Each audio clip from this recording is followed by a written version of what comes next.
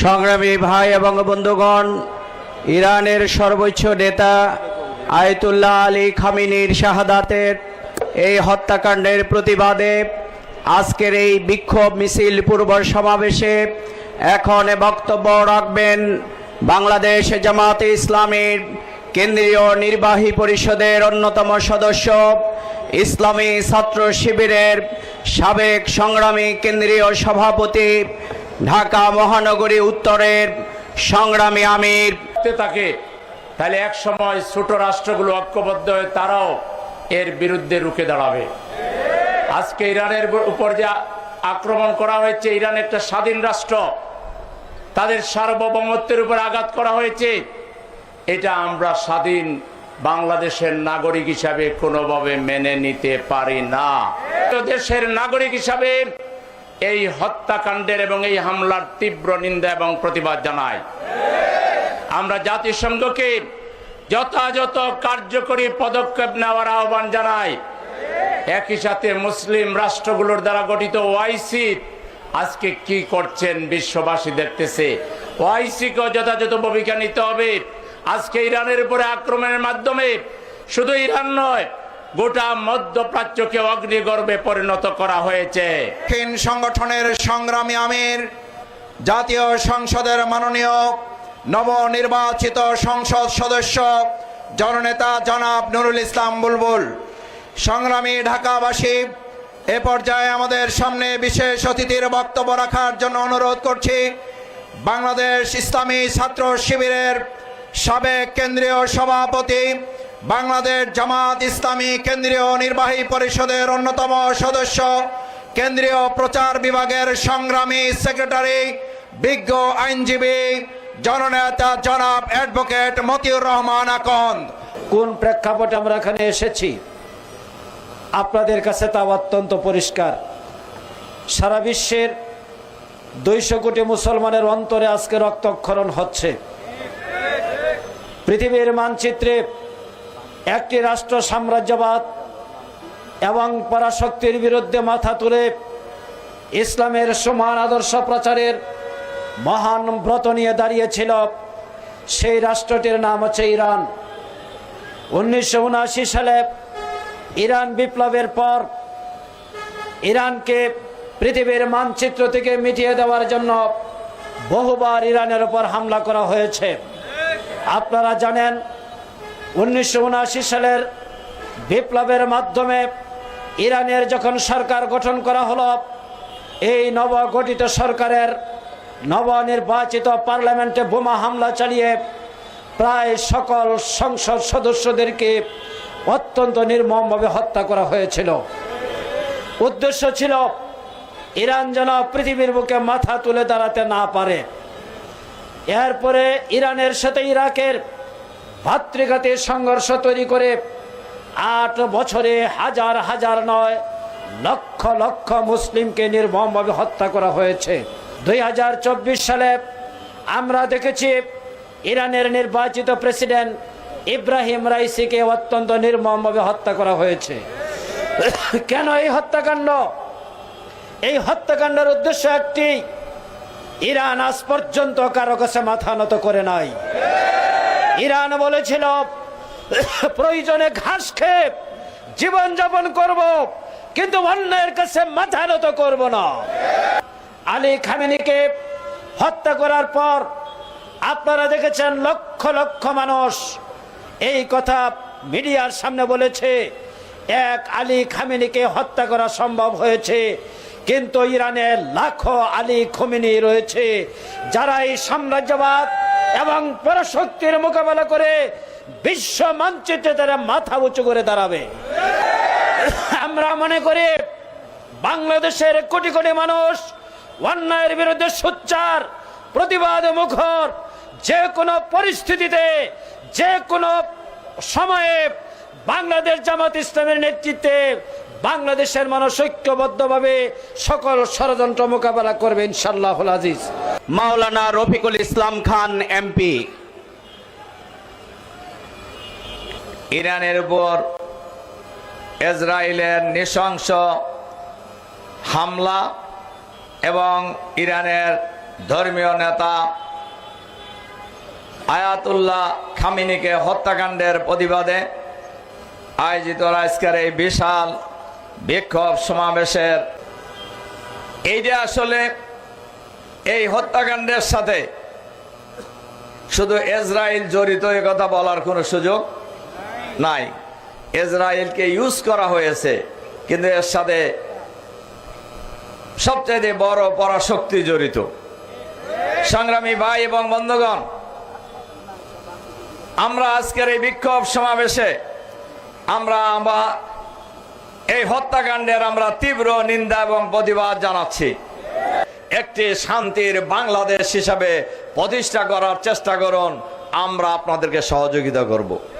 কিন্তু যদি এর ব্যত্যয় হয়, সব কিছুই যদি দলীয় দৃষ্টিভঙ্গিতে বিবেচনা করেন, আমরা সিদ্ধান্ত নিয়েছি আমরা পার্লামেন্টে এবং রাজপথে উভয় জায়গায় আমরা সকল অপকর্মের বিরুদ্ধে আমরা লড়াই চালিয়ে যাব ইনশাআল্লাহ। ইসরায়েল কর্তৃক ইরানে আক্রমণ এবং তার জের ধরে ইরানের সর্বোচ্চ ধর্মীয় নেতা আয়াতুল্লাহ আলী খামেনির হত্যা, আরও শত শত ইরানের বাসীদেরকে হত্যা, নিন্দা এর প্রতিবাদে। এবং আপনারা ইতিমধ্যেই শুনেছেন বাংলাদেশের চুয়াডাঙ্গার জীবননগরে আমাদের এক ভাই হাফিজুর রহমানকে হত্যা করা হয়েছে। তার আর এক ভাই এখনও মৃত্যুর সঙ্গে পাঞ্জা লড়ছেন। এ দুটার প্রতিবাদেই আজকে আমরা ঢাকা মহানগরীতে সমাবেশ এবং বিক্ষোভ মিছিলের ডাক দিয়েছি। আপনারা অংশগ্রহণ করেছেন। আমার বক্তব্য এবং সভাপতির বক্তব্যের পরই আমি অনুরোধ করব সবাই এই বিক্ষোভ মিছিলে অংশগ্রহণ করবেন।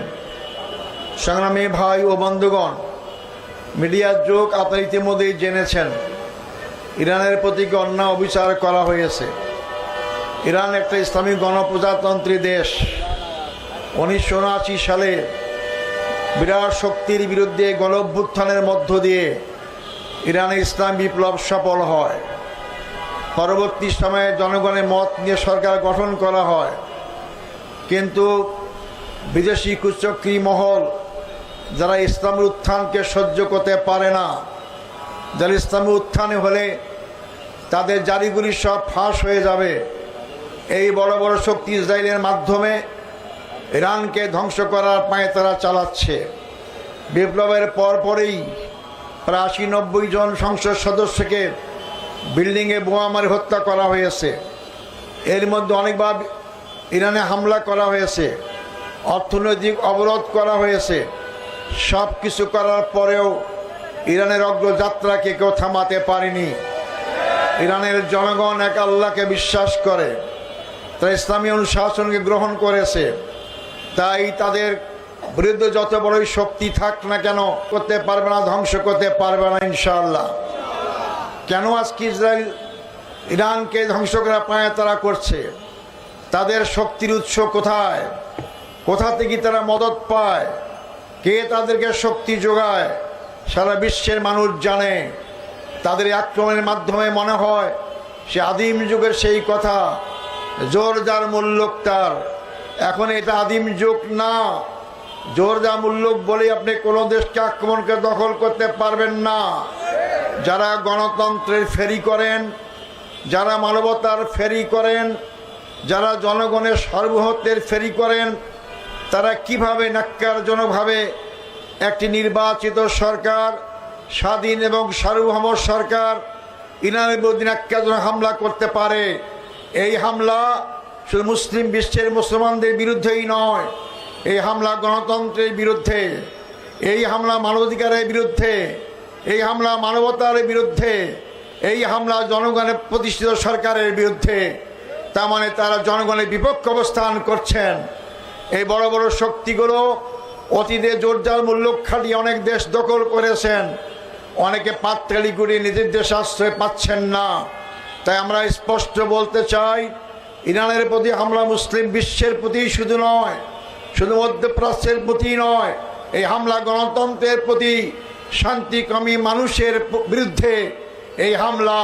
অতএব শান্তিকামী মানুষ গণতন্ত্রে বিশ্বাসী, জনগণকে যারা ভালোবাসে, কোন শক্তি এই হামলা নিন্দা না করে পারে না। জামাত ইসলামীর পক্ষ থেকে আমরা তার তীব্র নিন্দা এবং ক্ষোভ প্রকাশ করি এবং তার বিরুদ্ধে সারা বিশ্বকে এগিয়ে আসার জন্য উদাত্ত আহ্বান জানাচ্ছি। সংগ্রামী ভাই বন্ধুগণ, ইরানের এই আন্দোলন, ইরানের এই ক্ষতি, আমি বলছিলাম আমরা জামাতের পক্ষ থেকে আমরা তাৎক্ষণিক বিক্ষোভ মিছিল আয়োজন করেছি। আমরা অবিলম্বে যদি বন্ধ না করা হয় আমরা বৃহত্তর কর্মসূচিতে বাধ্য হব ইনশাল্লাহ। আমরা ইসরায়েলকে বলবো, আপনারা কয়েক বছর আগেই অনেক হত্যাকাণ্ড ঘটিয়েছেন, দেশের মানুষেরা, বিদেশের মানুষেরা আপনাদের পণ্য বর্জন করেছিল, আবার কিন্তু আপনাদের পণ্য বর্জন করলে আপনাদের ব্যবসা গুটিয়ে যাবে, আপনারা চলতে পারবেন না। ইরানে হত্যাকাণ্ডের পাশাপাশি মধ্যপ্রাচ্যে যে যুদ্ধের দাবানল জ্বলছে, একজন নাগরিক হিসাবে, একজন মুসলিম উম্মার নাগরিক হিসাবে আমরা উদ্বিগ্ন। অবিলম্বে যুদ্ধ বন্ধ করা হোক। সংগ্রামী ঢাকাবাসী, দেশবাসী, এই ইসরায়েলি হামলা এবং হত্যাকাণ্ডের পিছনে কোন শক্তি আছে সেটি আজকে গোটা পৃথিবীর মানুষ পরিষ্কার করে জানে। সুতরাং মুসলিম উম্মাহকে আজকে ঐক্যবদ্ধ হতে হবে। ইসলামী রাষ্ট্রগুলোকে, মুসলিম রাষ্ট্রগুলোকে ঐক্যবদ্ধ হতে হবে। জাতিসংঘকে যুদ্ধ থামাতে বাধ্য করতে হবে। জাতিসংঘ বৃহৎ রাষ্ট্রগুলোর দালাল হিসাবে কাজ করে, তারা জনগণের কল্যাণে, কোন নিরীহ রাষ্ট্রের কল্যাণের জন্য নিরপেক্ষ ভূমিকা পালন করে না। আসুন চুয়াডাঙ্গায় জীবননগরে জামাত ইসলামের একজন নেতা হাফিজুর রহমানকে অন্যায়ভাবে হামলা করে হত্যা করা হয়েছে। তার ভাই, আপন ভাই মৃত্যু শয্যায় রয়েছে। এটি বিএনপির মাধ্যমে এই হত্যাকাণ্ড সংঘটিত হয়েছে। নির্বাচনের আগে শেরপুরে মাওলানা রেজাউল করিমের উপরে হামলা করে তাকেও বিএনপি হত্যা করেছে। আজকে